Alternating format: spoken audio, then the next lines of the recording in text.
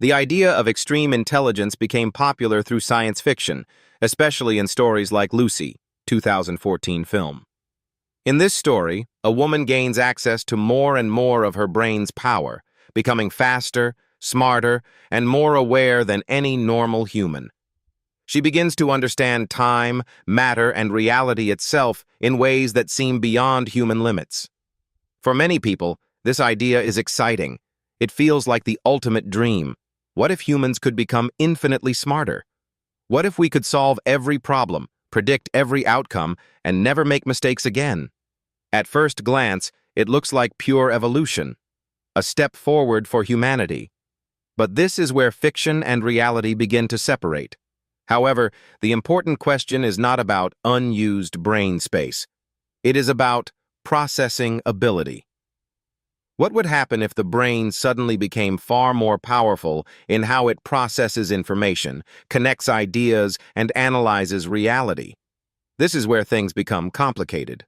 Because the human brain is not just a thinking machine, it is also a filtering system.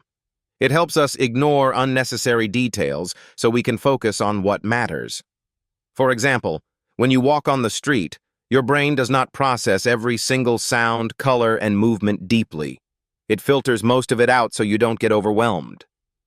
But imagine if that filter started to weaken. Imagine your brain starts noticing everything. Every sound becomes clear. Every movement becomes meaningful. Every detail demands attention. At first, this might feel like heightened awareness, but very quickly, it becomes mental overload. Now take this idea even further. If intelligence increases beyond normal human limits, the brain would not only process more, it would also analyze more. Every situation would no longer feel simple. A normal moment would turn into thousands of micro-thoughts happening at the same time. Every decision would split into multiple outcomes. Every answer would create more questions.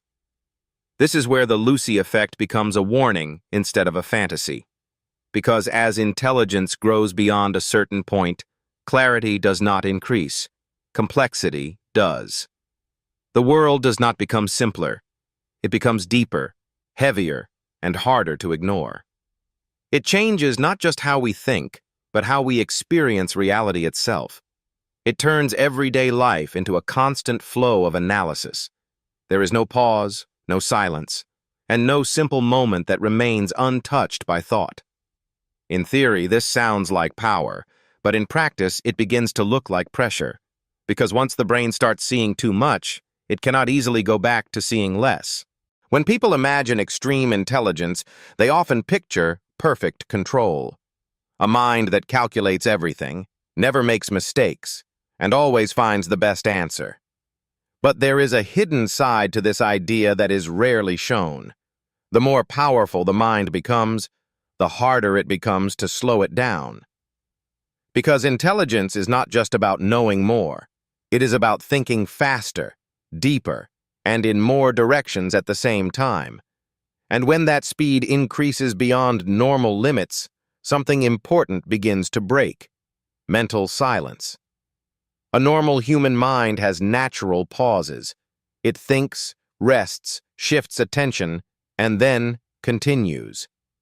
This rhythm helps the brain stay balanced. But in a mind that is pushed beyond normal intelligence, that rhythm starts to disappear. Thoughts don't arrive one by one anymore. They come in waves. Every situation becomes a chain reaction of thinking. One small idea leads to 10 possibilities. Each possibility leads to 10 more outcomes. The mind starts building entire systems of cause and effect in seconds. Nothing stays simple. Nothing stays small. Even a basic question like, "What should I do today?" stops being simple. It turns into a deep mental map of time, energy, consequences, priorities, and future impact. Instead of making a choice, the mind begins to simulate life paths. It starts running predictions, like a machine trying to calculate reality itself. At first, this feels like power. The ability to see ahead, to understand patterns, to avoid mistakes before they happen. But slowly, something changes. The brain does not stop after finding one answer. It keeps searching for better answers, then better ones again, and again. This is where the problem begins. Because there is no natural stop point in extreme thinking. The mind keeps going even when there is no need to go further. It starts exploring ideas that do not need to be solved. It starts analyzing things that do not need analysis. And this creates mental noise. Not loud noise from the outside world, but silent noise inside the mind. A constant background process of thoughts running in parallel. Even when a person is resting, their mind is still active. Even when nothing is happening, the brain is still working. Over time, this removes something very important: mental stillness. Without stillness, clarity becomes harder to feel. Decisions take longer. Focus becomes scattered. The mind becomes like a room where too many screens are running at once, each one showing a different version of reality. And the more intelligent the mind becomes, the more detailed those screens become.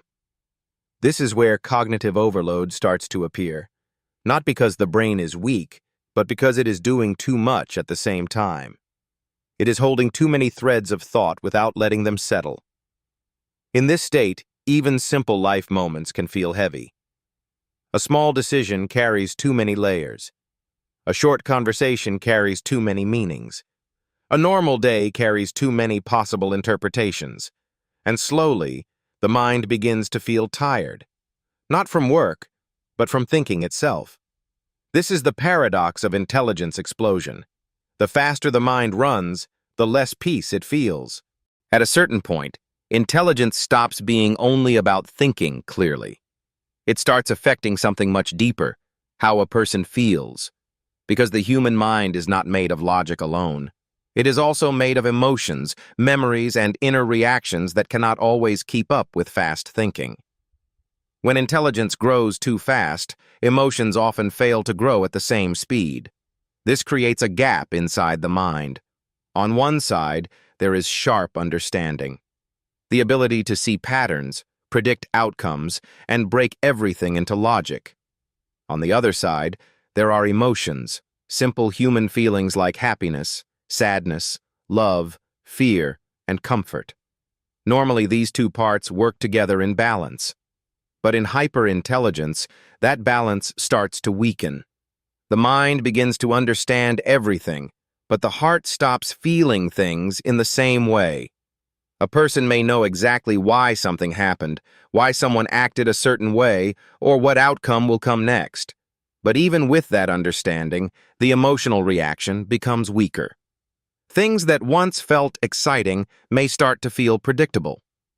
Things that once felt painful may start to feel analyzed instead of fully felt. And this creates emotional distance. Not distance from the world, but distance from feelings themselves. For example, when something good happens, the intelligent mind may immediately break it down. It may start thinking about how long the happiness will last, what could go wrong next, or what hidden problems might come later. Instead of fully enjoying the moment, the mind starts studying it. And when something bad happens, the reaction is also different. Instead of fully feeling the pain, the mind starts analyzing it. It tries to understand the cause, the pattern, and the lesson behind it. Even sadness becomes something to think about rather than fully experience. Over time, this creates a strange emotional emptiness. Not because emotions are gone, but because they are constantly interrupted by thought. This is one of the hidden costs of extreme intelligence. The more the mind understands, the less it simply feels. And when feelings become filtered through constant analysis, they lose their natural strength. Another important part of this is emotional satisfaction. Most people find joy in simple experiences, laughing with others, enjoying small moments, or feeling surprise. But in a hyper-intelligent mind, predictability starts to increase. The brain begins to anticipate outcomes before they happen. It starts recognizing patterns in emotions, reactions, and situations. And when everything becomes predictable, excitement begins to fade. It is not that life has no meaning. It is that meaning is constantly being processed instead of being experienced. This can lead to a quiet internal emptiness, a feeling that something is missing even when everything seems understood, because understanding is not the same as feeling alive. And this is where emotional collapse begins, not in a dramatic way, but in a slow reduction of emotional intensity. The person does not lose emotions. They lose depth of emotional experience. They still think, they still understand. But the emotional weight behind experiences becomes lighter, quieter, and less powerful. And this creates a strange contradiction inside the mind. The more clearly everything is seen, the less strongly anything is felt. When the mind becomes extremely intelligent, it doesn't just change how a person thinks or feels, it also changes how reality itself is experienced. Time, existence, and meaning start to feel different. Not because the world changes, but because the way the mind processes the world becomes too intense. At this level of thinking, the brain stops seeing life as simple moments. Instead, it starts breaking everything into deeper layers. Every event is analyzed not just for what it is, but for what it means, why it happened, and what it connects to in the bigger picture. And slowly, reality stops feeling light. One of the first changes happens with time. To a normal mind, time flows naturally. Days pass, moments come and go, and life feels like a sequence of experiences. But to a hyper-aware mind, time starts to feel different. It becomes something that is constantly being observed instead of lived. The mind begins to notice repetition in life patterns. It starts predicting what will happen next, sometimes even before it happens. Because of this, life can start to feel slower, not because time has changed, but because the mind is processing every second too deeply. A single moment can stretch inside the mind. A conversation is no longer just spoken words. It becomes a chain of meanings, intentions, emotional signals, and future consequences. A simple walk is no longer just movement. It becomes awareness of environment, memory, thought loops, and reflection all happening at once. This constant awareness changes how reality feels. Instead of being inside life, the mind starts observing life from a distance. It begins to feel like everything is being watched, analyzed, and interpreted continuously. And when this happens for long enough, a strange effect appears. Life starts to feel less real, in a simple sense, and more like a system being understood. This is where existential overload begins. Because once a mind becomes too intelligent, it cannot avoid deeper questions. Questions about purpose, about meaning, about why anything exists at all. These thoughts are not always invited. They appear naturally as the mind keeps analyzing everything it sees. And the problem is, these questions do not always have clear answers. So the mind keeps searching. It keeps thinking. It keeps digging deeper into ideas that have no final conclusion. And instead of finding peace, it finds more questions. Each answer leads to another layer. Each layer leads to more uncertainty.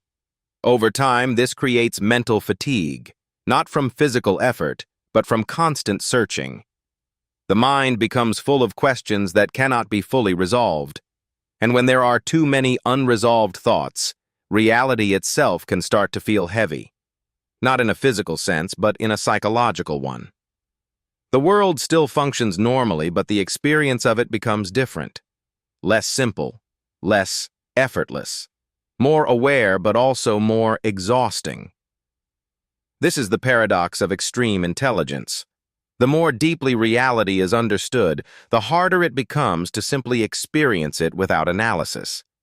The mind becomes trapped between knowing too much and not being able to unknow it. And in that space, even existence itself starts to feel like something that is constantly being examined instead of simply lived.